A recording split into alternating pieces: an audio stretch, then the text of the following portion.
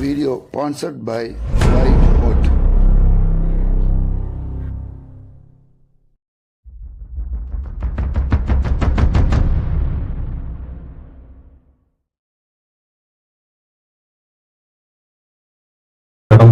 கடைசி 2 செக்ஷனை பார்க்க போறோம்.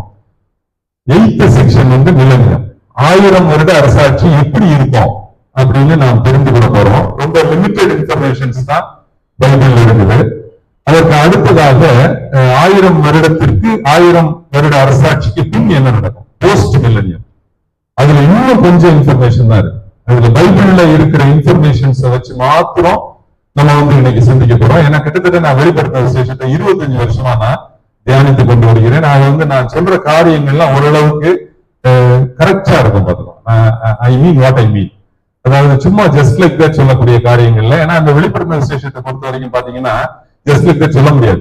இது சொல்ற தப்பா சொன்னாலும் அந்த ஊழியக்காரனுக்கு அநேக வாதங்கள் பெருகும் அப்படின்னு போடுறது கடைசி அதிகாரம். அதனால I have to be very conscious before spelling out the word of God. So இப்போ இந்த 1000 வருட அரசாட்சியில பாத்தீங்கன்னா மொத்தம் 3 மெயின் ஈவென்ட்ங்க. அதுதான் அந்த 3 மெயின் ஈவென்ட்ல முதல் ஈவென்ட் என்னன்னு பாத்தீங்கன்னா, ஆண்டவர் புதிய வானத்தையும் புதிய பூமியையும் படைத்தார். இப்ப இருக்கிற ஆல்ரெடி நம்ம பார்த்தோம்ல, டே ஆஃப் தி லார்ட், கர்த்தருடைய நாள் என்று இந்த சூரியன், சந்திரன், நட்சத்திரங்கள், பூமி எல்லாமே ஒரு மாதிரி ரொம்ப டெஸ்ட்ராய் ஆயிடுச்சு. சோ இப்பொழுது ஆண்டவர் ஏசாயா 65வது அதிகாரம், நிறைய பேர் வாசிக்க வேண்டாம், என்ன டைம் இல்ல. 65வது அதிகாரம் 17வது வசனத்துல பாத்தீங்கன்னா, இதோ நான் புதிய வானத்தையும் புதிய பூமியையும் படைக்கிறேன். இதுதான் ஃபர்ஸ்ட் அண்டர்ஸ்டாண்டிங். அதாவது மில்லேனியத்துல there will be new earth and new heaven அப்படிங்கிறது தெளிவா போட்டிருக்கு. அடுத்ததாக பாத்தீங்கன்னா 20வது வசனம், 65வது அதிகாரம் 20வது வசனத்துல பாத்தீங்கன்னா, அங்கு அற்ப ஆயுசுள்ள பாலகன் இருக்க மாட்டாங்க அப்படின்னு போட்டிருக்கு. அப்ப என்ன சொல்றாங்க அப்படின்னா, சின்ன வயசுல குழந்தைகள் இறந்து போக மாட்டார்கள் அப்படின்னு போட்டிருக்கோம். அந்த வசனத்துல அப்படிதான் போட்டிருக்கோம். அடுத்தது அதுல என்ன போட்டிருக்கோம் அப்படின்னா, லாங்குவிட்டி, எல்லாரும் அநேக வருடங்கள் வாழ்ந்துதான் இறந்து போவார்கள். 100 வயது சென்று மறிக்கிறவர்களும் வாலிபர் என்று சொல்லப்படுவார்கள். ரொம்ப வருஷம் வாழ்ந்துதான் இறந்து போவார்கள். அடுத்தது முக்கியமான அந்த பாயிண்ட் பாத்தீங்கன்னா, 100 வயது சென்று மறிக்கிற பாவியோ சபிக்கப்படுவான். ரொம்ப முக்கியமான வசனம் பாருங்க. 1000 வருட அரசாட்சியில பாவிகளும் இருப்பார்கள். இந்த பாவிகள் எங்க இருந்தாங்க அப்படின்னு பாத்தீங்கன்னா, நம்ம லாஸ்ட் 7th செக்ஷன்ல லாஸ்டா பார்த்தது என்னது, செம்மறியாடு வெள்ளாடு நியாய தீர்ப்பை தான் நம்ம பார்த்தோம். அதுல அநேகர் சரீரத்தில், மாம்சத்தில் இந்த 1000 வருட அரசாட்சிக்குள்ள வராங்க. நம்ம எல்லாம் மறுரூபமா வரும். சோ யாரெல்லாம் சரீரத்தில், வாருங்கள் என் பிதாவினால் ஆசீர்வதிக்கப்பட்டவர்கள், உங்களுக்காக தயார் பண்ணப்பட்டிருக்கிற ராஜ்யத்தை சுதந்திரித்துக் கொள்ளுங்கள்னு மத்தேயு 25வது அதிகாரம் 31 இருந்து 46 வரைக்கும் சொல்லும் போது இப்படிதான் சொல்லியிருப்பாங்க. ஆக இந்த மாம்சத்தில் இந்த 1000 வருட வேதனை பட்டுக் கொண்டிருக்கிறது. 12வது அதிகாரத்தை பார்த்து பாத்தீங்களா, அந்த பிரசவ ஸ்திரீ இருக்கிறாங்கல்ல, அந்த பிரசவ ஸ்திரீ ஒரு குழந்தையை பெற்றிருக்கிறாங்க. அது வரைக்கும் இன்றைக்கும் அந்த இஸ்ரவேல் தேசம் பிரசவ வேதனைப்பட்டுக் கொண்டிருக்கிறது. எதுக்காக பிரசவ வேதனைப்பட்டுக் கொண்டிருக்கின்றது? அவர்கள் மீட்கப்படும் நாட்களுக்காக காத்துக் கொண்டு. ரொம்ப டெப்தான சப்ஜெக்ட். ஏன் அப்படின்னா, அந்த எருசலேம் தேவாலயம் எப்படி கட்டப்பட வேண்டும், எத்தனை ஜன்னல் இருக்கணும், எத்தனை கதவு இருக்கணும், பால்கனி எப்படி இருக்கணும், எந்த கதவுடைய டிசைன் எப்படி இருக்கணும், எவ்வளவு டைமென்ஷன் இருக்கணும், இப்படி நிறைய இன்ஃபர்மேஷன் கொடுத்திருப்பாங்க. அதை நம்ம பார்க்க போறது. அது எசேக்கியேல் தீர்க்கதரிசன புத்தகம் பார்க்கும்போதுதான் அந்த டைமென்ஷன்ஸ் எல்லாம் பார்க்க முடியும். இன்னைக்கு ஓவராலா இந்த எசேக்கியேல் மில்லேனியல் டெம்பிள்ல என்னதெல்லாம் இருக்கும் அப்படின்னு நாம பார்க்கிறோம். இந்த எருசலேம் தேவாலயத்துல, இந்த எருசலேம் தேவாலயத்தையே இயேசு கிறிஸ்து தான் கட்டுவார். சகரியா 6வது அதிகாரத்தை எடுத்து பாத்தீங்கன்னா அதுல போட்டிருக்கும், இயேசு கிறிஸ்துவே நின்று அந்த ஆலயத்தை கட்டுவாரு, அநேகர் அவருக்கு உதவி செய்ய நிற்பார்கள் அப்படின்னு சகரியா 6வது அதிகாரத்துல போட்டிருக்கோம். இப்ப எசேக்கியேல் 40ல இருந்து 48வது அதிகாரத்தை எடுத்து பாத்தீங்கன்னா, அந்த ஆலயத்துல 2 முக்கியமான பகுதிங்க. ஒன்று வெளிப்பிரகாரம், அவுட்டர் கோர்ட். இரண்டாவது என்னது, உட்பிரகாரம், இன்னர் கோர்ட். அந்த வெளிப்பிரகாரத்துல மொத்தம் 2 பகுதிகள் உண்டு. அந்த வெளிப்பிரகாரத்துல என்ன இருக்கும்னு பாத்தீங்கன்னா, மொத்தம் 30 அறை வீடுகள். மொத்தம் 30 அறை வீடுகள் இருக்கும். கம்ப்ளீட்டா தளவரிசைனா டைல்ஸ், இந்த வெளிப்பிரகாரம் ஃபுல்லா டைல்ஸ், அதுல 30 அறை வீடுகள் இருக்கின்றது. அந்த 4 கார்னர் இருக்கு பாருங்க, அந்த 30 வீடுகளுடைய அந்த கார்னர் இருக்கு பாருங்க. அந்த கார்னர்ல ஆலயத்தில் வேலை செய்யக்கூடிய பணிவிடைக்காரர்கள் சமைப்பதற்காக அங்கே சமையல் அறைகள் கொடுக்கப்படும். 4 கார்னர்லயே 4 சமையல் அறைகள். இதுதான் அந்த வெளிப்பிரகாரத்தினுடைய பேசிக் கன்ஸ்ட்ரக்ஷன், பேசிக் கம்யூனிட்டிஸ் இதுதான் இருக்கும். என்னெல்லாம் இருக்குது வெளிப்பிரகாரத்துல? 30 அறை வீடுகள், 4 சமையல் அறைகள். இப்ப அடுத்ததாக உட்பிரகாரம், இன்னர் கோர்ட்ல என்னதெல்லாம் இருக்கும்னு பாத்தீங்கன்னா, ஃபர்ஸ்ட் என்ன இருக்கும்? சாங்சுவரி இல்லைன்னா டெம்பிள் இல்லைன்னா ஆலயம் இருக்கும். இப்ப நீங்க பார்த்து கொண்டிருக்கக்கூடிய அந்த ஆலயம் 2 கம்பார்ட்மெண்ட்டுங்க. 2 கம்பார்ட்மெண்ட்ல அல்லது 2 பகுதிகள்ல முதல் பகுதி பரிசுத்த ஸ்தலம் ஹோலி. 2வது கம்பார்ட்மெண்ட்ல தான் ஆண்டவருடைய மகிமை தங்கி இருக்கும். அதுக்கு பேர் மகா பரிசுத்த ஸ்தலம். அங்க யாரும் உள்ள போக முடியாது, பிரதான ஆசாரியம் மாத்திரம் தான் உள்ள போக முடியும். அந்த பரிசுத்த ஸ்தலத்துல ஆசாரியர்கள் அங்க உள்ள போக முடியும். இந்த கம்ப்ளீட்டா இந்த பரிசுத்த ஸ்தலம் இருக்கு பாருங்க, அது ஃபுல்லா அந்த செவருல பாத்தீங்கன்னா பேரிச்சம் மரம், அடுத்தது கேருபீன், பேரிச்ச மரம் கேருபீன், இப்படி மாறி ஆல்டர்னேட்டா இருக்கும். அந்த கேருபீன்கள் ஒரு தலை மனுஷ முகம், ஒவ்வொரு தலை சிங்க முகம். இப்படிதான் ஃபுல் டெம்பிளுடைய ஃபுல் சாங்சுவரியுடைய அந்த கம்ப்ளீட் பரிசுத்த ஸ்தலம் சித்திரம் தீர்க்கப்பட்டிருக்கும். இந்த ஆலயத்திற்கு மொத்தம் பரிசுத்த ஸ்தலத்துல உள்ள வர்றதுக்கு 2 கதவு, மகா பரிசுத்த ஸ்தலத்துக்கு உள்ள போறதுக்கு 2 கதவுகள். இதுக்கு நடுவுல மகா பரிசுத்த ஸ்தலத்துக்கு உள்ள போறதுக்கு முன்னாடி மரத்தினால் செய்யப்பட்ட இன்சென்ஸ் ஆல்டர், தூபபீடம் இருக்கும். இந்த கதவுக்கு கூட டைமென்ஷன் கொடுத்திருக்காரு. அந்த கதவு கூட பாத்தீங்கன்னா இது மடக்கு கதவு, 2 கதவுகளும் மடக்கு கதவுகளாக இருந்தது. இதுதான் அந்த ஆலயத்தினுடைய கம்ப்ளீட் கன்ஸ்ட்ரக்ஷன். அதனுடைய ஒரு சின்ன வீடியோ பார்க்கிறோம்.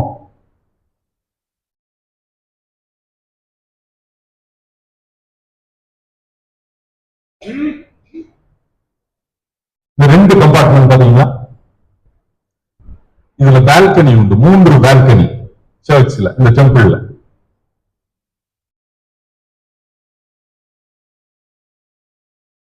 இதற்கு அடுத்ததாக முதல்ல நம்ம ஆலயத்தை பார்த்தோம். ஆலயத்திற்கு அடுத்ததாக என்ன இருக்கும் பாத்தீங்கன்னா, ஆலயத்துக்கு ஏற்ற பலிபீடம், ஆல்டர். இந்த ஆல்டரை பாத்தீங்கன்னா ஆல்டருக்கு நிறைய கண்டிஷன்ஸ் கொடுத்திருக்கிறார். இந்த ஆல்டர் ஃபர்ஸ்ட் 7 நாட்கள் பரிசுத்தப்படுத்த வேண்டும். அதில் உள்ள ஆசாரியர்கள் அவர்களும் 7 நாட்கள் சுத்திகரிக்கப்பட வேண்டும். இந்த 7 நாள்கள் சுத்திகரிக்கப்பட்ட பிறகுதான் அந்த பலிபீடத்தை நாம் பயன்படுத்த முடியும். 8வது நாள்ல இருந்துதான் ஜனங்கள் கொண்டு வருகின்ற அந்த பலிகளை நாம் பயன்படுத்த முடியும், அதில் தகனிக்க முடியும். பாவ நிவாரண பலியா இருக்கலாம், குற்ற நிவாரண பலியா இருக்கலாம், ஸ்தோத்திர பலியா இருக்கலாம், சமாதான பலியா இருக்கலாம். இப்ப என்ன பலியை கொண்டு வந்தாலும் அந்த ஆசாரியர்கள் 8th டேல இருந்துதான் அதை யூஸ் பண்ண முடியும். அப்ப 2 காரியங்கள் பார்த்தோம். ஒண்ணு என்னது? ஆலயம், அடுத்தது பலிபீடம். அதற்கு அடுத்ததாக பாத்தீங்கன்னா பரிசுத்த அறை வீடுகள், ஆசாரியருடைய அறை வீடுகள். அந்த ஆலயத்துக்குள்ள சென்று பணிபுரியக்கூடிய ஆசாரியர்களுக்கு 3 ஸ்டோரி பில்டிங். அந்த ஒரு ப்ளூ கலர்ல ஒரு லைன் போட்டு பாருங்க, அது வாக்கு, அதை கூட பைபிள்ல போட்டிருக்கு. அந்த பில்டிங்ஸ் சவுத் சைட்லயும் நார்த் சைட்லயும், டெம்பிளுடைய சவுத் சைட்லயும் நார்த் சைட்லயும் இந்த ஆசாரியர்களுடைய அறை வீடுகள் இருக்கும். அந்த அறை வீடுகள் 3 ஸ்டோரி பில்டிங், நடுவுல ஒரு வாக்வே. இது என்னத்துக்காக இந்த இன்னர் கோர்ட்ல கொடுத்திருக்காங்கன்னா, ஆசாரியர்கள் தங்களுடைய கடமையை பரிசுத்த ஸ்தலத்தில் நிறைவேற்றிய பிறகு அவங்க வெளிப்பிரகாரத்துக்கு போகிறதுக்கு முன்னாடி அவங்களுடைய வஸ்திரங்களை இங்க காட்டி வைக்கணும். அந்த வஸ்திரம் பரிசுத்த வஸ்திரம், அதை போட்டுக்கிட்டவங்க நேரா வெளிப்பிரகாரத்துக்கு போகக்கூடாது, ஜனங்களை சந்திப்பதற்கு அவர்கள் செல்லக்கூடாது. அடுத்ததாக பாத்தீங்கன்னா அங்க ஒரு சமையல் அறை இருக்கும், அவங்களுக்கு ஒரு சமையல் அறை கொடுக்கப்பட்டிருக்கின்றது. அந்த தகனிக்கிறாங்கல்ல, பலிபீடத்துல தகனிக்கிற எல்லா பலிகளும் அங்க ஆசாரியர்கள் எடுத்து சமைப்பதற்காக அது கொடுக்கப்படும். அதை வெளியேற்றி போகக்கூடாது. ஏன்னா அது பரிசுத்த பலி. பரிசுத்த பலி என்பதனால் அதை வெளியே எடுத்துட்டு போகக்கூடாது அப்படின்னு போடுறாங்க. அதுக்கு அடுத்ததாக சங்கீதக்காரரின் அறை வீடு உட்பிரகாரத்துல. சங்கீதக்காரன் அது பெயரும் வந்து உட்பிரகாரத்துல தான் அவங்க இருப்பாங்க.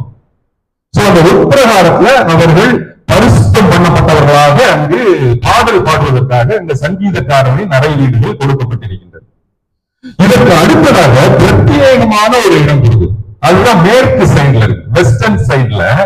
அந்த இடத்திற்கு பெயர் பிரத்யேகமான இடம். அதனுடைய பயன்பாடு வேதத்தில் கொடுக்கப்படவில்லை. எதுக்காக அந்த இடம் அப்படிங்கிறது கொடுக்கப்படவில்லை. பிரத்யேகமான இடம். அதை தாண்டி அதற்கு அடுத்ததாக பீடங்கள். பீடங்கள் எங்க இருக்கும் அப்படின்னா வாசலுக்கு அந்த சைடு, நம்ம வாசலை பார்க்கும் வாசலுக்கு வெளிப்புறமாக ஜனங்கள் கொண்டு வருகின்ற பலிகளை அங்கதான் வந்து ரெடி பண்ணுவாங்க. ஆசாரியர்கள் ரெடி பண்ணி அதுக்கு பிறகுதான் வாசலை கடந்து உள்ள பலிபீடத்தில் வைத்து பலியிடுவார்கள். இதுதான் அந்த பீடங்களுடைய யூசேஜ். மொத்தம் வந்து இந்த சைடு 2, இந்த சைடு 4, அந்த சைடு மொத்தம் 8 பீடங்கள் இருக்கும். இதுதான் இன்னொரு கோர்ட்ல உள்ளது. உட்பிரகாரத்தை நம்ம என்ன பார்த்தோம்?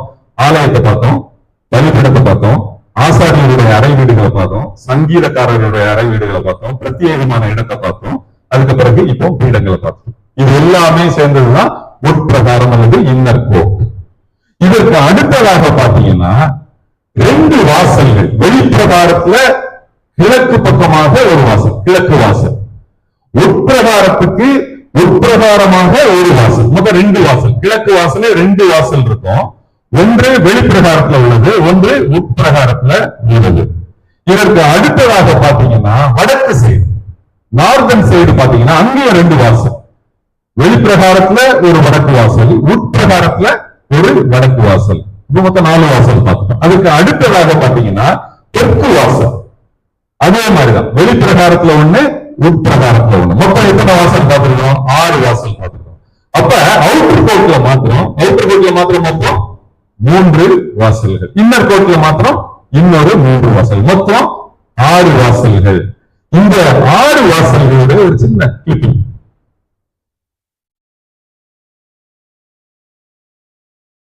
இது ஓகே. ஆலயம், பலிபீடம், ஆசாரியருடைய அறை வீடுகள், கிழக்கு வாசல், வடக்கு வாசல்,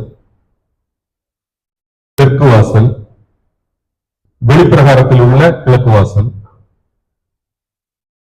வடக்கு வாசல், தெற்கு வாசல். 4 சைடுல 4 சமையல் அறைகள். இதுதான் இந்த 8, 9 அதிகாரத்துல இதுதான் கொடுக்கப்பட்டிருக்கின்றது. இதனுடைய டைமென்ஷன்ஸ் எல்லாம் ஃபுல்லா கொடுத்திருக்கிறாங்க பைபிள்ல. இவ்வளவு மூலம் இருக்கணும், இவ்வளவு கோல் இருக்கணும் அப்படிங்கிறத தெளிவா கொடுத்திருக்கிறாங்க. இப்பொழுது இதற்கு அடுத்ததாக என்ன சொல்றாரு?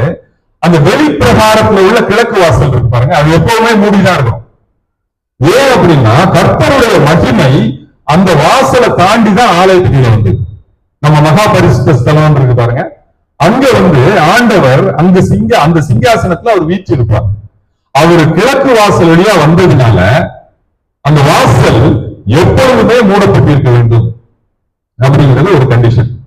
இரண்டாவது, இந்த ஜனங்களை வழிநடத்துவதற்காக, இஸ்ரவேல் ஜனங்களை வழிநடத்துவதற்காக நியமிக்கப்பட்ட அதிபதி அவர் வந்து என்ன பண்ணலாம் அப்படின்னா, மாதம் ஒரு முறை, மாதப்பிறப்புக்கு வரலாம், ஓய்வு நாள் அன்று வரலாம், பண்டிகைக்கு வரலாம்.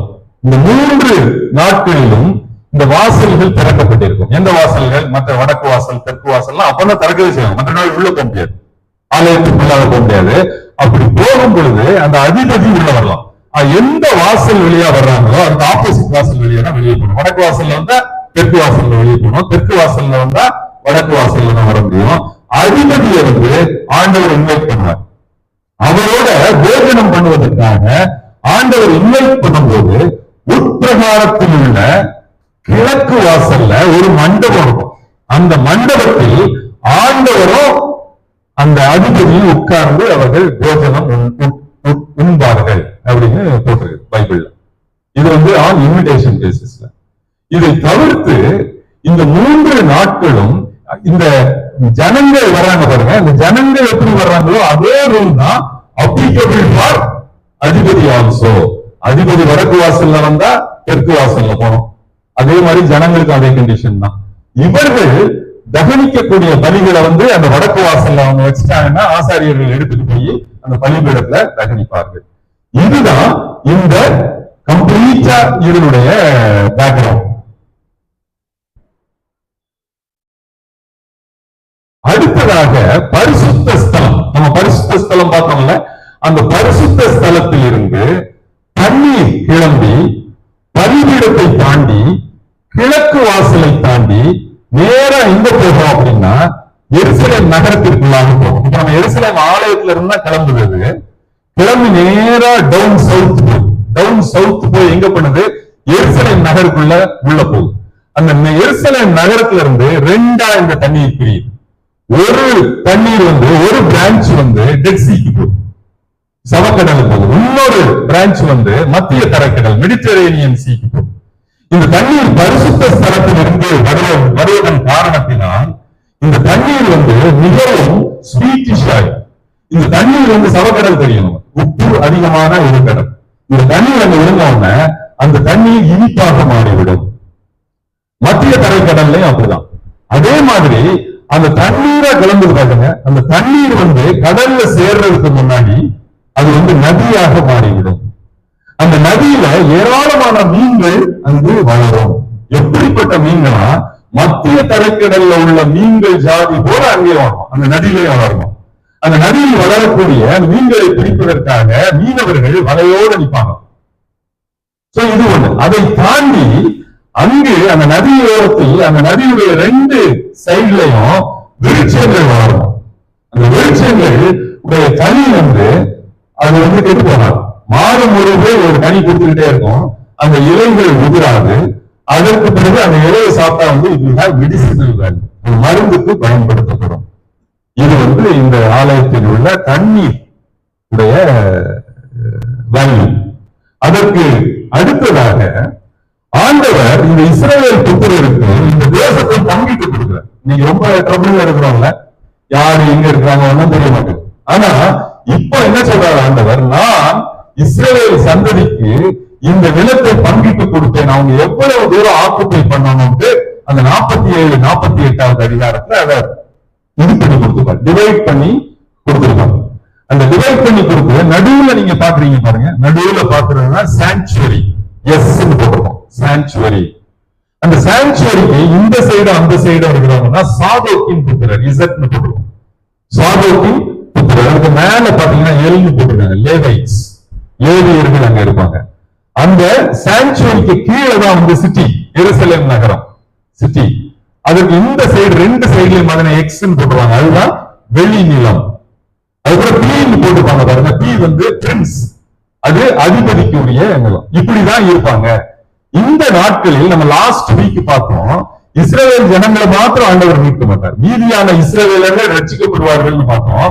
அதை தவிர்த்து அநேக புறஜாதி மக்கள் இயேசு கிறிஸ்துவை ஏற்றுக்கொள்வார்கள். அவர்களும் அந்த மில்லனியத்துக்குள்ள உள்ள போனதான் நிறைய வேத ஆதாரத்துடன் பார்த்தோம். இப்பொழுதும் நீங்க ஏசாயா எடுத்து பாத்தீங்கன்னா அநேக புறஜாதி மக்கள் இயேசு கிறிஸ்துவை ஏற்றுக்கொண்டு கேதாரின் ஜனங்களும் தர்ஷீஸின் ஜனங்களும் எல்லாரும் உள்ள அவங்க செலுத்தக்கூடிய பலியை கர்த்தர் அங்கீகரிப்பார் அப்படின்னு கிளியரா படும். சோ இவங்க எல்லாருக்கும் எந்த இஸ்ரவேல் ஜாதியோட இஸ்ரவேல் புத்திரரோட செட்டில் ஆகுறாங்களோ அவங்களுக்கு அந்த இடத்துலயே அவங்களுக்கும் அந்த போர்ஷன் அவங்களுக்கு அலாட் ஆகும் அப்படின்னு தெளிவா போடு. சரி, இப்ப நம்ம இவ்வளவு வாரம் பார்த்தோம், நம்மளுக்கு எங்க ஒரு இடத்தை காணுமேங்க. சும்மா கேள்வி வரல. நாம் இன்னும் மேலதான் இருக்கிறோம், புதிய இஸ்ரவேல்ல தான் இருக்கிறோம். நம்ம மறுரூபமாக்கப்பட்ட நிலைமையில இருக்கிறோம். நம்ம அப் அண்ட் டவுன் வந்துட்டு நமக்கான ஸ்டேயிங்க்கு இடம் இது வரைக்கும் கொடுக்கல, பைபிள்ல இல்ல. நம்ம எங்க தங்குவோம் அப்படிங்கிறது கொடுக்கப்படல. இப்ப நம்ம போகும்போது போஸ்ட் மில்லனியத்துல நீங்க அண்டர்ஸ்டாண்ட் பண்ணிக்கிறீங்க நம்ம எங்க இருக்கோம் அப்படின்னு. இப்ப ஆஸ் சச் டியூரிங் மில்லனியம் நம்ம அங்க இருப்போம். ஏன் அப்படின்னா வெளிப்படுத்தின விசேஷம் 5வது அதிகாரத்துல என்ன பார்த்தோம், நாங்கள் எங்கள் தேவனுக்கு முன்பாக ராஜாக்களும் ஆசாரியர்களுமாக அரசாளுவோம், நாங்கள் ஆக்கினீர், நாங்கள் இந்த பூமியில அரசாளுவோம்னு போடுறது. அப்ப கண்டிப்பா நம்ம இந்த மில்லனியல் கண்ட்ரில நம்ம கண்டிப்பா நமக்கு ஒரு ரோல் இருக்கு. ஆனா தங்கக்கூடிய இடம் இல்ல. ஏன் அப்படின்னா நம்ம புதிய எருசலேமுக்கு சொந்தக்காரங்க. அந்த புதிய எருசலேம் இன்னும் பரலோகத்துல தான் இருக்கு. நான் மறுரூபமாக்கப்பட்ட நிலைமையில அப் அண்ட் டவுன் வந்துச்சு போவோம்.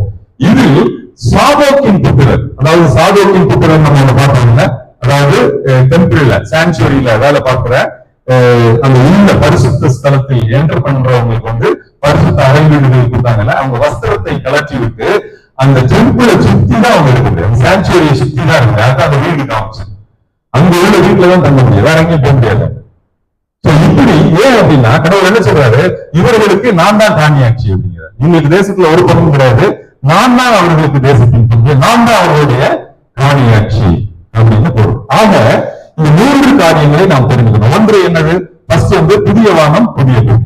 அடுத்ததாக என்ன பார்த்தோம்? சர்வ சிருஷ்டிகளும் மீட்கப்படுகின்றது, ஏசாயா 11வது அதிகாரத்தில் இருக்குது. அடுத்தது 4th ஜெருசலேம் டெம்பிள். ஏன்னா 3rd ஜெருசலேம் டெம்பிள் வந்து ஆன்டி கிரைஸ்டுடைய பீரியட்ல கட்டப்பட்டு அது 5வது கோப கலசம் ஊற்றப்படும் போது அவருடைய சிங்காசனம் பற்றி எரிந்து அது காலி க்ளோஸ். இப்போ 4வது ஜெருசலேம் டெம்பிள இயேசு கிறிஸ்துவே வந்து கட்டி அதை யூஸ் பண்றோம். நிறைய காரியங்களை நாம் தெரிந்து கொண்டோம். ஏன்னா இதை விட நம்ம டீடைல்ஸ் பார்க்கணும்னா நம்ம வந்து எசேக்கியேல் புஸ்தகத்தை படிக்கும் போதுதான் அது வரணும். இது வந்து ரொம்ப ஆர்கிடெக்சரல் பேக்ரவுண்டா இருக்கும், எவ்வளவு சைஸ் இருக்கணும், எவ்வளவு திக்னஸ் இருக்கணும், இப்படி போட்டிருக்கோம்.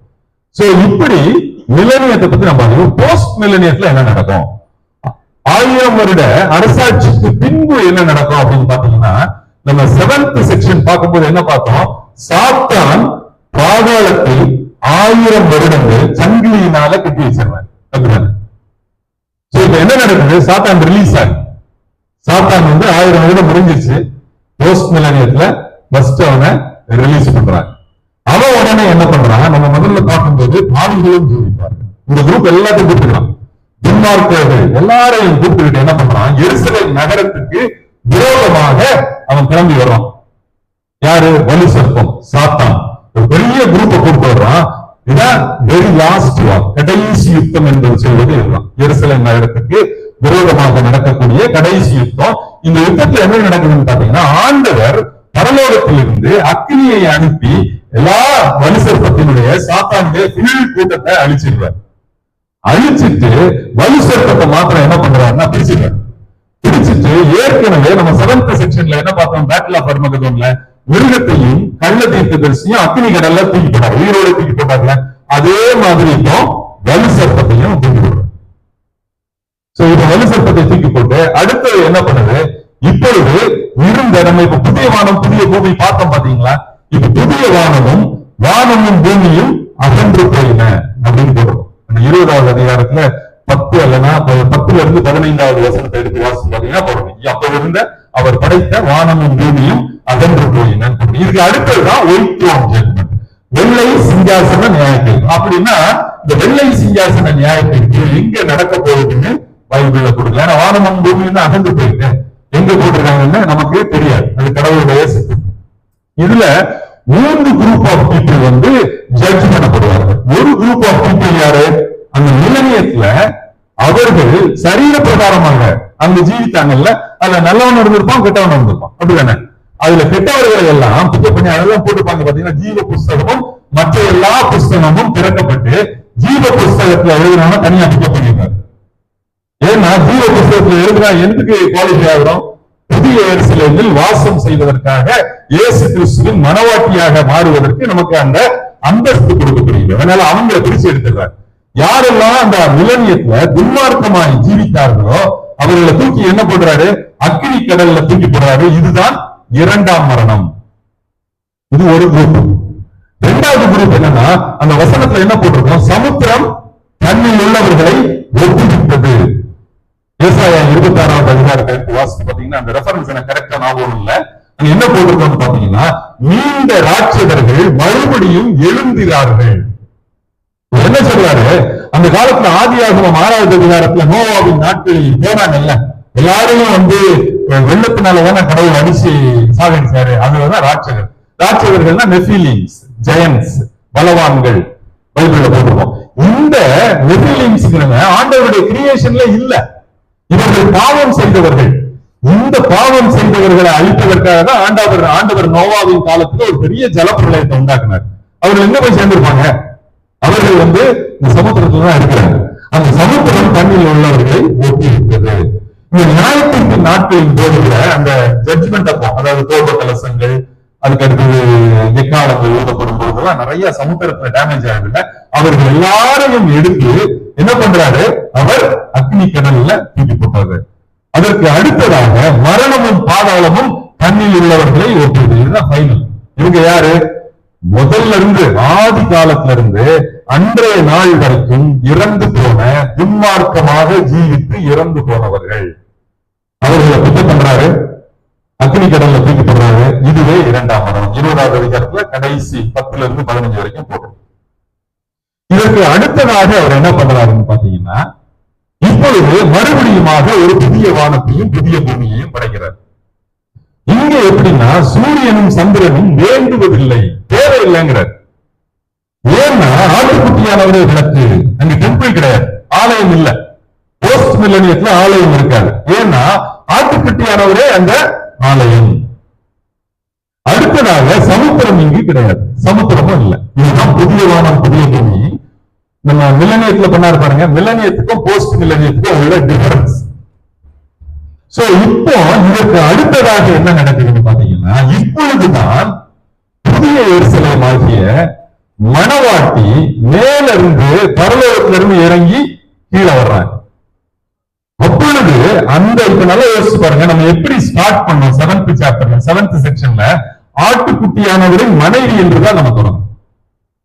ஆனா இப்ப என்ன ஆயிடுச்சு, ஆட்டுக்குட்டியானவரின் மணவாட்டி திருமணம் செய்து கொள்கின்றார்.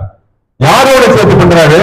இந்த 1000 வருட அரசாட்சியின் போது கொஞ்சம் நீதிமான்கள் இருந்திருப்பாங்கல்ல, அவங்களுக்காக தான் 1000 வருடம் கழித்து ஆட்டுக்குட்டியானவரின் மனைவிக்கு மணவாட்டி என்ற அந்தஸ்து கொடுக்கப்பட்டு திருமணம் நிறைவேறி நம்ம எல்லாரும் என்ன பண்றோம், பரலோகத்திலிருந்து கீழே வர்றாரு. ஆண்டவரும் நம்மோட இறங்கு வந்து நம்மோட ஜீவிப்பார்.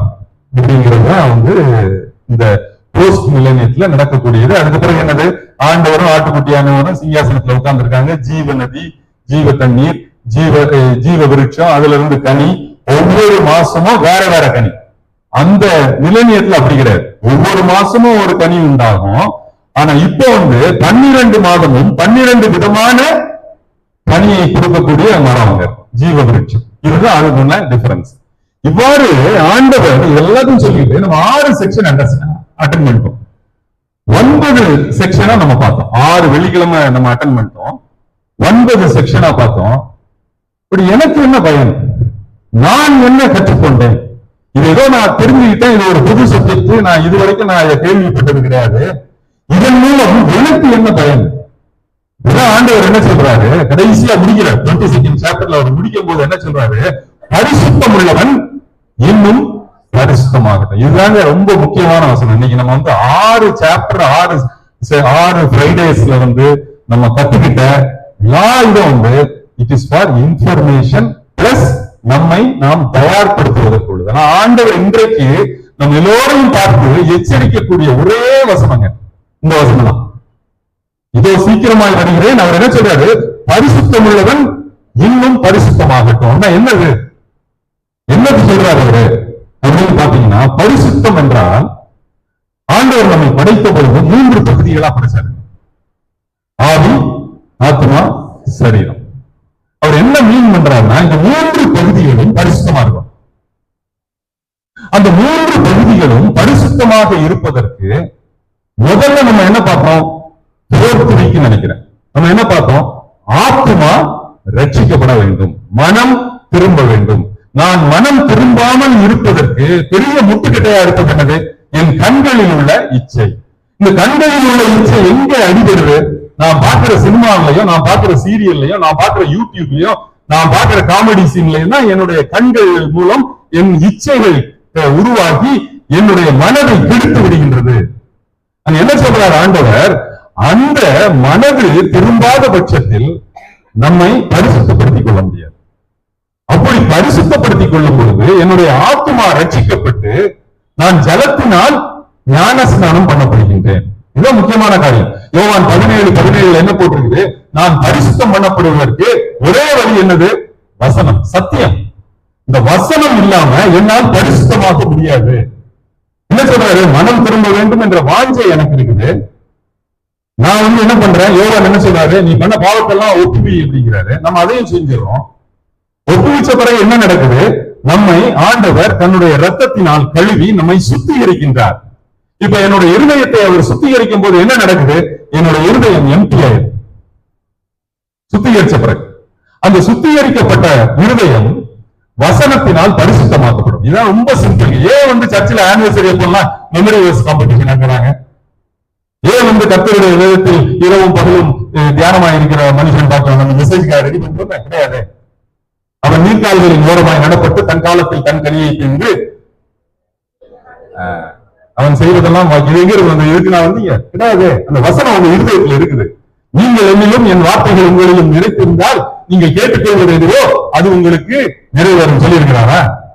இந்த வசனம் இருக்க இருக்க இருக்க நம்மை சத்துருவின் நாச மோசம் நம்மை நெருங்க முடியாது. இயேசு கிறிஸ்து ஜலத்தினால் ஞானஸ்நானம் பண்ண அடுத்த நிமிஷம் என்ன ஆகுது, 40 நாள் சோதிக்கப்படுவதற்காக வனாந்தரத்திற்கு எடுத்து செல்ல அப்படிங்கிறார். 5 வசனங்களை பயன்படுத்துகிறார். 5 வசனங்களை பயன்படுத்தி தான் சாத்தானை மேற்கொள்கிறார். அதுதான் நம்மளையும் சொல்றோம். இன்று நான் மனம் திரும்ப வேண்டும் என்றால் எனக்கு வசனம் உள்ள இருக்கணும். வசனம் வரும்போதுதான் நான் சாத்தானை பார்த்து அவனை எதிர்த்து நிற்க முடியும். ஆக என் ஆத்மா ரட்சிக்கப்படுவதற்கு, என்னுடைய கண்களில் உள்ள இச்சை தவிர்க்கப்படுவதற்கு, அதை கட்டுப்படுத்துவதற்கு எனக்கு அந்த வசனம் தேவை. வாலிபன் தன் வழியை எதினால் சுத்தம் பண்ணுவான், அவன் உங்களுடைய வசனத்தை, அது 9வது 119 11வது வசனத்தை வாசித்து பாருங்க.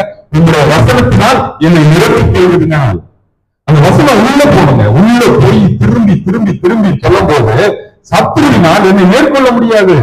ஆனா நம்ம இவ்வளவு பார்த்தது என்னது, ஆத்மா ரட்சிக்கப்படுவது பரிசுத்தப்படுவது பற்றி தான் பேசணும். இப்ப 2வது என்ன சொல்றாரு, நிக்கோதேம் என்ன சொல்றாரு, அவசர அவசரமா போறாரு ஏசாமிட்ட போய் என்ன சொல்றாரு, என்ன சாமி இவர் வந்து இவர் ஜான் தி பேப்டிஸ்ட் என்ன சொல்றாரு, மறுபடியும் பிறக்கணும்னு சொல்றாரு. ஏசாமி என்ன அட்வைஸ் பண்றாரு, நீ ஜலத்தினால் மாத்திரம் பிறந்தா போதாது, நீ ஆவியினாலும் பிறக்க வேண்டும். அப்போஸ்தலர் 1:4 என்ன சொல்றாரு, நீங்க வந்து இத்தனை நாள வந்து ஜலத்தினால் ஞான ஸ்நானம் பண்ணப்பட்டீர்கள், உங்களுடைய மனது திரும்பியது, உங்களுடைய ஆத்மா ரட்சிக்கப்பட்டது, அது மாத்திரம் போதாது. இனிமேல் நீங்கள் பரிசுத்த ஆவியினால் ஞான ஸ்நானம் பெறுவீர்கள் சொன்னாரா? அது சொல்லி 2வது அதிகாரத்துல என்ன நடக்குது, 2வது அதிகாரத்துல என்ன நடக்குது, அவருடைய நாவு அக்கினியால் சுத்தரிக்கப்படுகின்றது. அதுதான் முக்கியம். அதாவது யோகம் 32:18 என்ன சொல்லியிருக்கிறாரு, வார்த்தைகள் எனக்குள் நிறைந்திருக்கிறது, என்னில் உள்ள ஆவி என்னை நெருக்கி ஏவுகிறது. நான் பேசுற ஒவ்வொரு வார்த்தையும் என்னுடைய ஆவியில் இருந்தாங்க வருது. ஏசாமி என்ன சொல்றாரு, மத்தேயு 12:34 நினைக்கிறேன், அங்க என்ன சொல்லியிருக்கிறாரு, இருதயத்தின் நிறைவினால் வாய் பேச சொல்றாரா? அப்ப என் இருதயத்துல என்ன இருக்குதோ, என்னோட இருதயத்தில் ஆபாச சிந்தனைகள் இருந்துச்சுன்னா நான் கெட்ட வார்த்தை தானே பேசுவேன், பொய் பேசுவேன்ல, நான் வீணான வார்த்தைகளை தானே பேசுவேன். என்ன சொல்றாரு 12வது அதிகாரத்துல, மனுஷன் பேசும் வீணான வார்த்தைகளுக்கு நியாய தீர்ப்பு நாட்களிலே நீ கணக்கு கொடுக்கணும்.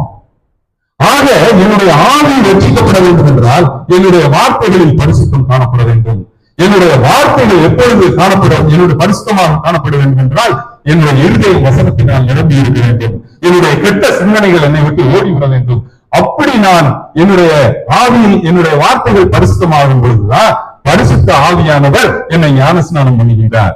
அப்ப பரிசுத்த ஆவியினால் நான் ஞானஸ்நானம் பண்ணப்படும் பொழுது 3 பெரிய வரங்களை பெற்றுக் கொள்கிறேன். ஒன்று என்னது, பரிசுத்த ஆவியின் வரத்தை பெற்றுக் கொள்கிறேன். விசுவாசம், ஞானம், அறிவு, பகுத்தறிவு, அந்நிய பாஷை, வியாக்கியானம், அதுக்கப்புறம் அற்புதம், குணம், தீர்க்க தரிசனம். இந்த 9 வரங்களையும் நான் என்ன ஊழியம் பண்றனோ அதுக்கு தக்க ஆண்டவர் எனக்கு பிரிச்சு கொடுக்கிறார். இந்த ஊழியத்தை நிறைவேற்றுவதற்காக தான் எனக்கு ஆண்டவர் இந்த 9 வரங்களை எது தேவையோ அதை எடுத்து கொடுத்துறார். இது முதல்ல ஆவியின் வரங்கள்.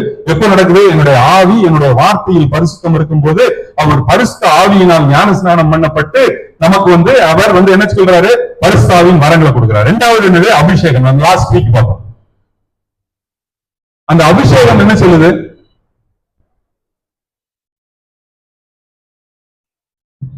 அந்த அபிஷேகத்தை நான் பெற்றுக் கொள்ளும் போது ஏசாமி என்ன சொல்றாரு, 61வது அதிகாரம் ஏசாயால என்ன சொல்றாரு, கர்த்தருடைய ஆவியானவர் என் மேல் இருக்கிறார், தரித்திரருக்கு சுவிசேஷத்தை அறிவிப்பதற்காக நான் தரித்திரருக்கு சுவிசேஷம் அறிவிக்கிறேனா? அப்ப சுவிசேஷம் அறிவிக்காம எனக்கு என்னத்துக்கு நான் அபிஷேகத்தை எதிர்பார்க்கிறேன்? இது ஒன்று. அடுத்ததாக அவர் என்ன சொல்றாரு, 1 யோவான் 2வது அதிகாரத்துல என்ன போட்டிருக்குது, இயேசு கிறிஸ்துவை மேசியாவாக இரட்சகராக வெளிப்படுத்துவதே இந்த அபிஷேகம் தான். எனக்கு இதுக்காக வேற யாரும் எனக்கு போதனை செய்ய வேண்டியதில்லை. எனக்கு அந்த அபிஷேகமே என்னை இயேசு கிறிஸ்துவை ஒரு இரட்சகராக என்னை வெளிப்படுத்துகின்றது. 2 பெனிஃபிட்ஸ்ங்க அபிஷேகம். இன்னும் நிறைய காரியங்கள் இருக்கலாம், ஒருவேளை நம்ம டைம் இல்லாதனால நான் இப்படி ரெஷப் பண்றேன். 3ஆவதாக என்ன சொல்றாரு? முத்திரை, பரிசுத்த ஆவியின் முத்திரையை பெற்றுக் கொள்கின்றீர்கள். ஏசாயா 1வது அதிகாரம் 13வது வசனத்துல என்ன சொல்றது? நீங்களும் சத்திய வசனத்தை கேட்டு, சத்திய வசனமாகிய சுவிசேஷத்தை கேட்டு ஏற்றுக்கொண்டு ரட்சிப்பை சுதந்திரித்துக் கொள்ளும்போது என்ன நடக்குது? பரிசுத்த ஆவிக்குள் முத்திரை போடப்படுகின்றீர்கள். வாக்குத்தத்தம் பண்ணப்பட்ட பரிசுத்த ஆவிக்குள் முத்திரை போடப்படுகின்றன. என்னது? அவர்தான் வெளியில் இருப்பார். ஆவிக்கு உள்ளாக நாம் முத்திரை போடப்படுகின்றோம். அப்ப வெளியில சாத்தான் வந்து நம்மளை அட்டாக் பண்ண வரும்போது ஃபர்ஸ்ட் அட்டாக் யாரு கிட்ட இருக்கும்? போலீஸ் கிட்ட தான் அட்டாக் பண்ணுவேன். நான் உள்ளல இருக்கிறேன். இதே மாதிரிதான் அங்க மத்தேயு 3:16 ஜலத்தினால் ஞானஸ்நானம் பண்ண போடும்போது யார் இறங்குறா? தேவ ஆவி புறாவை போல இறங்கினாரா? அப்ப என்னுடைய ஆத்மா ரட்சிக்கப்பட்ட பிறகு என்ன நடக்கும்? என்னை அட்டாக் பண்ண வர்ற சேத்தன் வந்து ஃபர்ஸ்ட் யார கிராஸ் பண்ணி வரணும்? ஸ்பிரிட் ஆஃப் காட், தேவனுடைய ஆவியை கிராஸ் பண்ணி தான் என்னை வர முடியும். அதெல்லாம் நான் பிளாக் பண்ணிட்டேனே, என்னுடைய ஆபாச சிந்தனைகள் எல்லாம் நான் விட்டுட்டேனே. இப்ப என்ன நடக்குது? பரிசுத்த ஆவிக்குள்ள போயிடுறேன். அப்ப அட்டாக் பண்றவன் என்ன பண்ணுவான்? பரிசுத்த ஆவியை தான் அட்டாக் பண்ண முடியும். அட்டாக் பண்ண முடியுமா? அது சாத்தியம் இல்லையே. ஆனால் இந்த முத்திரையை பெற்று நாம் என்ன பண்ணணும்? நம்ம பார்த்தோம்ல, 1,44,000 பேர் முத்திரையை ஏன் பெற்றுக்கொண்டார்கள்?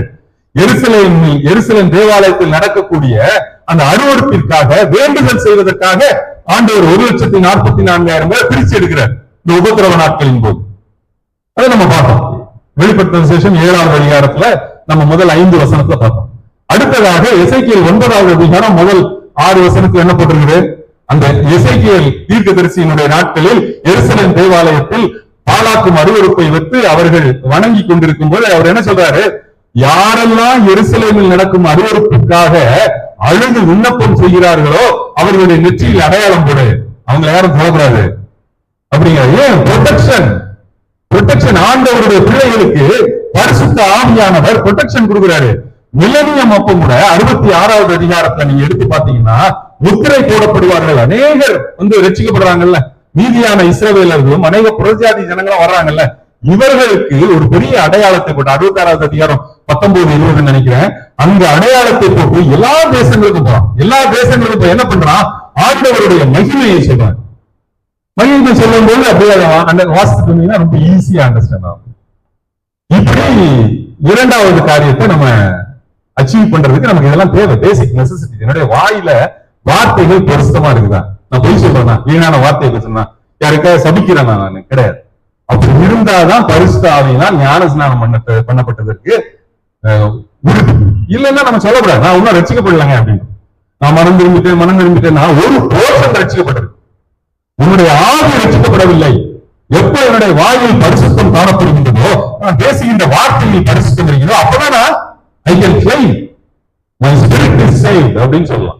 இப்ப 3வது என்ன சொல்றாரு? இப்ப வந்து யாரு? பரிசுத்த ஆவி வந்துடுறாரு. முதல்ல தேவனுடைய ஆவி வந்துடுறாரு.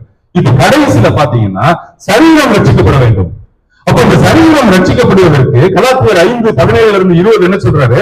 மாம்சத்தில் 17 கிரியைகள் உண்டுங்க. இந்த மாம்சம் வந்து 17 கிரியைகள் ஃபேக்டரி மாதிரி உற்பத்தி பண்ணி கொண்டே இருக்குமா. விசுவாசம், வேசித்தனம், அசுத்தம், காம விகாரம், கொலை, வெறி, விரோதம், பகை, சண்டை, விக்கிரக ஆராதனை, பில்லி சூனியம், களியாட்டம், பாட்டி, மார்க்க பேதங்கள், இப்படி 17 விதமான கிரியைகள் நம்மை இயங்கிக் கொண்டிருக்கும். இந்த 17 விதமான கிரியைகளும் இன்று இயேசு கிறிஸ்துவுக்கு உள்ளாக, அழகா சொல்லியிருப்பார் ரோமர் 6வது அதிகாரத்துல, இயேசு கிறிஸ்துவுக்கு உள்ளாக, அவருடைய மரணத்திற்குள்ளாக என்னுடைய இந்த 17 மாம்சமான கிரியைகளும் சிலுவையில் அறையப்பட வேண்டும். அப்பதான் சொல்லுவாரு, நான் நிர்பந்தமான மனுஷங்க, நான் நல்லது செய்யணும் தான் நினைக்கிறேன், நான் செய்ய முடியலையே. ஏன் அப்படின்னா கிறிஸ்துவின் ஆவி என்னை ஆட்கொள்ள வேண்டும்.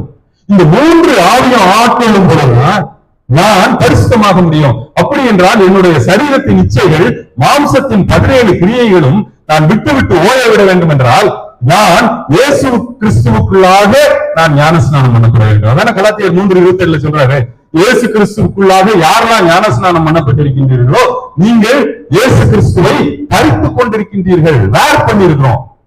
அப்படி என்றால் நம்மை பார்த்தவங்க நம்ம ஐடென்டிட்டியை பார்க்க முடியாது, நம்ம ஆதார ஐடி தெரியாது. அவன் பார்த்தவங்க எல்லாம் இயேசு கிறிஸ்துவை தான் பார்ப்பான். ஏன்னா நம்ம அவரை தானே வேர் பண்ணிருக்கிறோம்.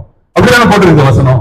இயேசு கிறிஸ்துவை தரித்துக் கொண்டிருக்கின்றீர்களே, அந்த இயேசு கிறிஸ்துவின் ஆவி என்னை எப்பொழுது ஆட்கொள்கின்றதோ அப்பொழுது நான் இயேசு கிறிஸ்துவுக்குள்ளாக ஞான ஸ்நானம் பண்ணப்பட்டு நான் இயேசு கிறிஸ்துவை தரித்துக் கொள்கின்றேன். நல்லா பார்த்திருக்கிறீங்களா? ஆவியில நிறைஞ்சு நல்லா பாட்டு போடுவாங்க சர்ச்சில். ஆவி ரட்சிக்கப்பட்டுருச்சு, வெளியே போனா சண்டை போட்டுட்டு இருப்பான். சரியா ரட்சிக்கப்படல. Clear. Let us be very clear on that. ஆக என்னுடைய நான் முழுமையாக ரட்சிக்கப்பட வேண்டும் என்றால் என்னுடைய ஆவி, ஆத்மா, சரீரம் மூன்றும் வெவ்வேறாக ரட்சிக்கப்பட வேண்டும்.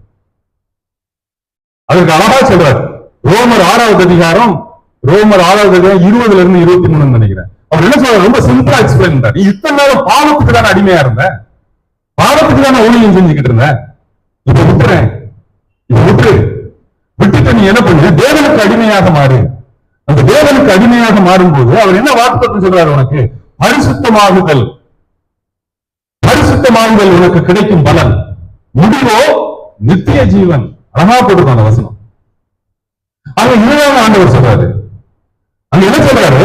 ஒன்று குழந்தை நீங்க எந்த ஒரு காரியத்தையும் இது பாவமா பாவம் இல்லையா அப்படிங்கிற ஒரு கிளாரிட்டி வேணும்னா நீங்க படிக்க வேண்டிய 2 வசனங்க.